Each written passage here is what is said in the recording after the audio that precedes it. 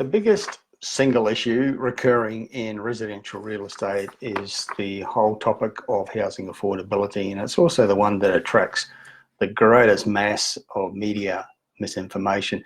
That was particularly so in the lead up to the recent federal election, when there was an awful lot of lies, half-truths and bad misinformation put out there by the various political parties, particularly the Labor Party, in promoting its policy to scrap negative gearing, which purported to be a policy to improve housing affordability, even though in various admissions are actually admitted that it wouldn't actually do anything about bringing down the price of housing. And therefore the question needed to be asked, how then does it improve housing affordability? Actually, it was purely a revenue measure. It was nothing to do with housing affordability. But it's the issue that attracts so many furphies. Politicians are very good at pointing a finger of blame away from themselves. And when talking about housing affordability, they all claim to care about it. And they're very good at blaming foreign investors for pumping up prices, or negatively geared Australian investors for pushing up prices. In reality, none of those things are at the core of this very important issue. I've long believed, and I've long said, that the biggest single reason why we have a housing affordability problem in this country is the very, very high cost of creating new dwellings in Australia. Why is it so high? Well, I've always contended that it's because all levels of government, local government, state government and federal government, use the housing industry as their favourite cash cow. They all milk it for revenue, and in so doing they increase the costs of creating new house and land packages or new townhouses and apartments, and that results in very high end prices, and that underpins the value of all housing. It's very difficult to point at an existing house and say that should be worth only $300,000 when the cost of replicating it, replacing it, is actually $400,000 or $500,000. And in our biggest cities, it's very much in that ballpark. In Sydney, it's very hard for anyone to get a new house and land package for less than $600,000. And the reason why it's so expensive in Sydney, more so than anywhere else, is because Sydney suffers from the government impost syndrome more than anywhere else.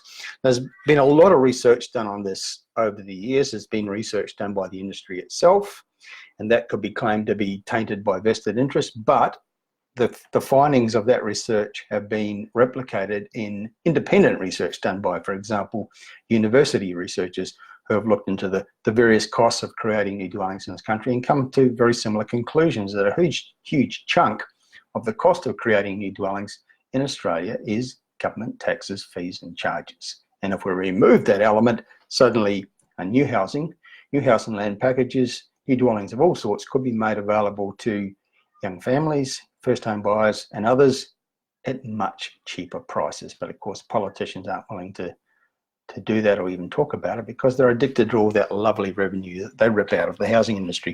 Now, there's been a new study just been completed by the Centre for International Economics.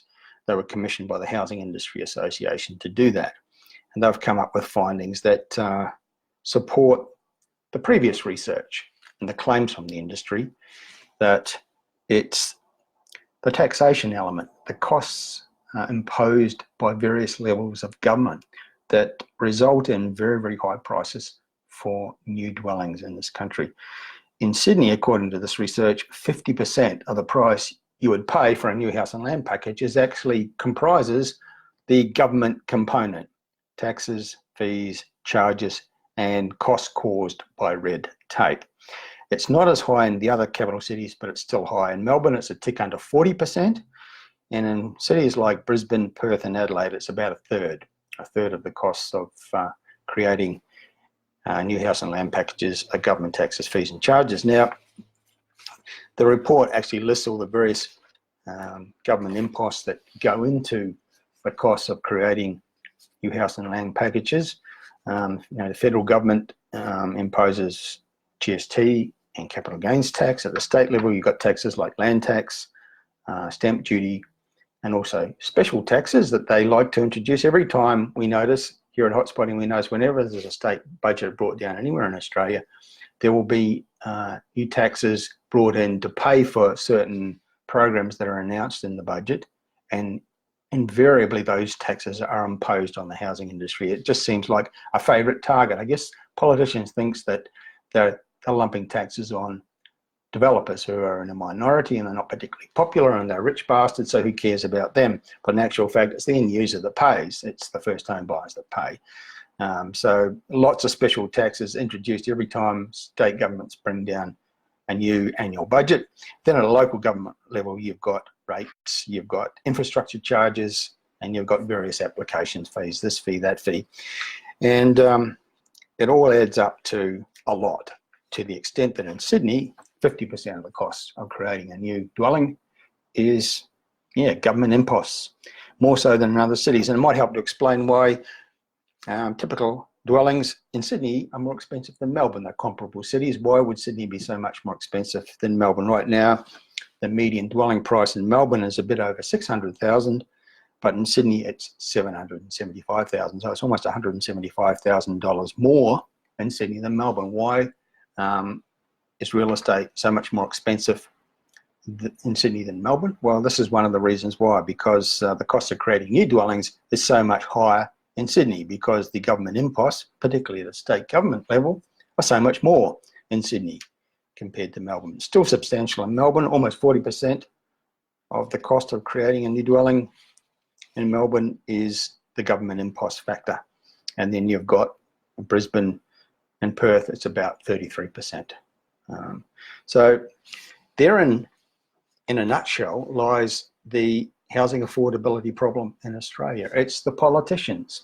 So next time you see a politician standing in front of a TV camera, putting a hand on their heart and professing to care terribly about the plight of young Australians not being able to afford new dwellings, and then pointing the finger at blame at others like foreign investors for pumping up prices, be cynical, because in actual fact, they know that they're the main part of the problem. It's their addiction to revenue they rip out of the housing industry, in the way that they constantly impose new taxes and charges on that industry to fund their pet projects, that makes the housing affordability problem continue to be a big issue and seldom get any better, not in a meaningful way anyway.